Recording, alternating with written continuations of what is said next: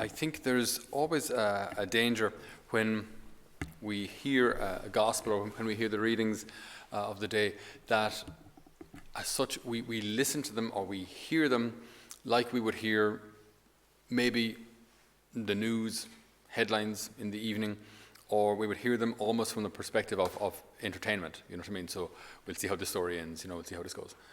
But that's not the purpose of the readings. The purpose of the readings is not to entertain us, or it's not just to kind of fill a little slot here in Mass. This word is alive, and it's divine, so this is the same Jesus yesterday, today, and forever. So his word then is a word that's relevant to you and to me today. So I think it's very healthy. It's a very healthy mindset to look at this gospel and say, Lord, what are you saying to me, as opposed to how did the rich young man, how did things work out? Where did he go? What did he do afterwards? Did he ever meet Jesus again? It's kind of interesting. You can imagine the Chosen developing that whole theme, like of the rich young man appearing again later on somewhere in Jesus' mission. But just when I read this, there's just two things that struck me. The way that Jesus would have looked at the rich young man. So Jesus looked steadily at him and loved him. Jesus looked steadily at him and loved him. Now that would have been like, radio silence. If you're listening to the radio, and the radio, if the radio is quiet for 2 seconds, it feels like an eternity. If the radio is quiet for 4 seconds, you think something is broken, right? So the guy is talking, music comes on, then suddenly, if there's dead silence, it feels like an eternity. You can imagine this though, when there's hustle bustle, people around the place, and then this man asks, "Good Master, what must I do to inherit eternal life?" Jesus lists the commandments. He says, "I've obeyed all of these." And then Jesus just looks. You could almost imagine how piercing that would have been, as this gaze meets yours, and there's just something different about Jesus. He doesn't look at people like other people look at them. We look at each other. We see the exterior. We see maybe what they're wearing, or how their hairstyle is, or if their clothes are in fashion or not, or torn or not, or dirty or not, whatever it may be. Jesus doesn't care about any of that. He just looks straight into the soul. You can just imagine, like, what would you think? What would you feel? Would you think, wow, there's certain things I really need to change now? Certain things I really should have done this morning? Certain things or what? So I think when Jesus looks steadily at us, there are a couple of possible reactions. When Jesus looks at us, because he is the God of all consolation, we heard it, was it yesterday or the day before? The God of all consolation. Jesus actually wants us to be consoled. Okay, so he wants us to be happy. He wants us to be healed. Now, there's a couple of possible scenarios that we might have as regards this. Number one, we might not realize that we need healing. So we might be completely oblivious, or maybe even in complete denial, that we need healing at all. And what's interesting for me now, as I'm approaching my midlife crisis, what I am noticing about people a little older than me, a generation maybe ahead of me, the more I'm getting older, the more I realize that older people, I used to always think as a child, older people had it all together. They had it all together. I used to always think when I was a child in primary school, secondary school, teachers had it all together. They have their careers, married, cars, houses, it's all good. I just thought that everything was just kind of, but by then they've kind of sorted out all of their, exams and problems and addictions and all those kind of things. That all belongs to youth, and that's all been fixed and finished now. So now they just kind of cruise the whole way home. And what I realize now, as I get a wee bit older, is that older people don't have it together at all. In my generation, I'm 40, what am I, 42? The parents' generation of today, we don't really have it together either. Like there's so much hurt out there. There really is. There's so much kind of brokenness. I'm not saying that we're all kind of just going on the place, woe is me. But things are difficult. Like, just because you get older doesn't mean everything just suddenly falls together. I mean, there's addiction in families, there's hurt in families, there's bereavement in families. There's the uncle, the brother that people don't talk to because he defrauded the family, and so on and so forth. Like, things just don't magically get better just because we get older.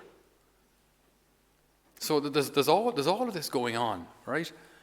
And we might be either oblivious to it or in complete denial. I might not even realize that the reason I'm so aggressive is because when I was young, my dad used to push me to achieve and achieve and achieve. And now I just have this kind of drive in me that I don't really know where it's coming from, but I always have to prove myself to someone. Maybe it's have to prove myself to me that I'm good enough. And so I'm always driving myself, and nothing is ever good enough, and this is why I'm so cantankerous. Or I might just be savage jealous of someone because they have some skill or talent that my older sister had and I never had, and my mom was always saying, why can't you be more like your sister? So, there can be all sorts of reasons as to why we act the way we do, and we might be completely oblivious as to why. Why am I so easily angered? Why am I so easily jealous? Why do I always feel I have to be like the pretty one, the handsome one? Why do I always feel I have to dress in a way that attracts attention? Why do I always have to drink so much? And this sort of thing we can carry on well into our 60s, 70s. So I might be oblivious to it. Second thing, and this is the gospel of today, I might recognize I need to change something, but not want to. That's probably more sad. I think that's a sadder situation where the Lord looks at him, he looks steadily at him, pierces right into his heart, and says, there's one thing you lack, one thing isn't bad, right? I think if he looked at me, he said, no, Father Patrick, there's about 10 things you lack. Okay, I'm just going to give you the first 3. You can work on them, right? So he looks at him and says, there's only one thing you lack, which isn't, again, it's not bad going, like, one thing you lack. Go and sell your property, sell what you own, give the money to the poor, and he doesn't say the word, but effectively what he's asking is, and trust that you will have a treasure in heaven. Give away what you have, and trust me that you will have a treasure in heaven that's far more important, a treasure that will never pass away, and no moth can eat and no rust destroy. But just trust me. I'm asking you to take away the safety net. Follow me, take away the safety net. It's kind of easy. Yeah, Lord, I can follow you. I mean, I have the life savings. I have $500,000 there in the bank, so I'll follow you. If that doesn't work out, I can always go back to this. So I'll follow you, and we have a back door. No, follow me with no back door. Follow me with no safety net. Trust me. And the man goes away sad. Now I get it. I understand him. He goes away sad, for he was a man of great wealth. So he recognizes, and again, it's the Lord telling him, not just anybody. The Lord gazing into his heart and saying, this is something you need to change. But he doesn't want to. I think often people blame God for all sorts of things that God has nothing to do with. Why doesn't God change this person or that person? What do you want him to do? Do you want him to take away your free will? Do you want him to do violence to your heart, to your interior life, and force you to do something? Is that what you want? I don't think anybody actually wants that. Then God will have to take away the gift of freedom that he gives us in order to make us do what's right and avoid what's wrong.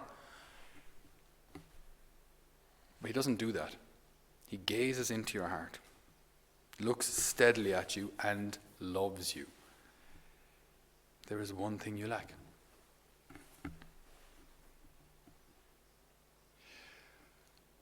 There's a third possible scenario, that the Lord looks steadily at us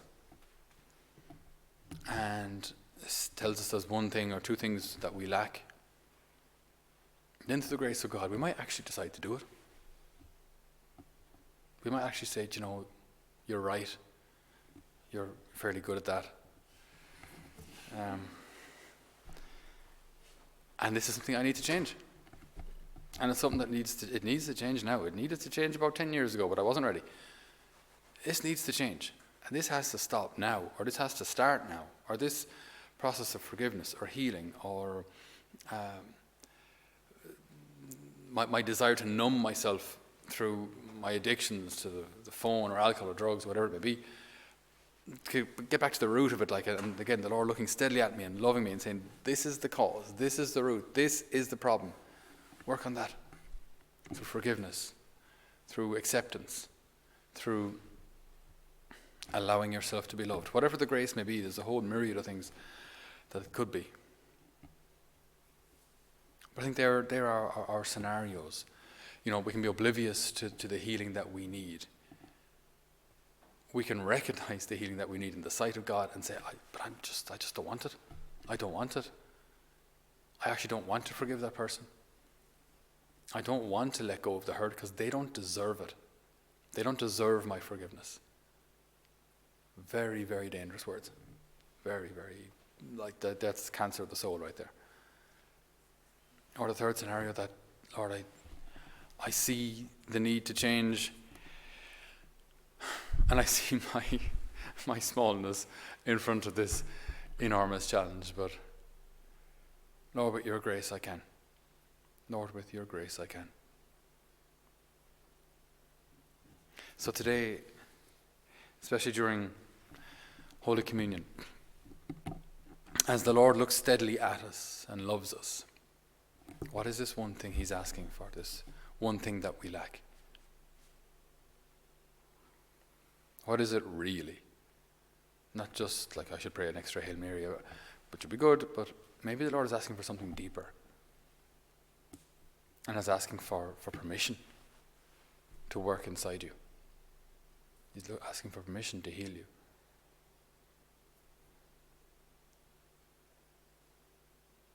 Very often this process of healing, it's not so much a miraculous click of the fingers and you're good to go. It's a learning how to walk in grace. It's a learning how to walk with the Lord. It's a learning how to rely on him every day to be able to forgive that person, to be able to say no to that temptation, to be able to choose what you know is right even though it's not what's comfortable. And that can be hard, but then we're learning to walk daily with the Lord. That's such a gift. So even then our temptation, our problem, our cross can actually end up leading us to a daily walk with the Lord. And so then even our temptations and our crosses serve God ultimately if we choose him. So we ask the Lord today to transform all of these things, transform our lives, transform our hearts, reveal to us what we lack, preferably maybe one thing that we can work on, that we can learn to walk with him as he looks steadily on us and loves us. Amen.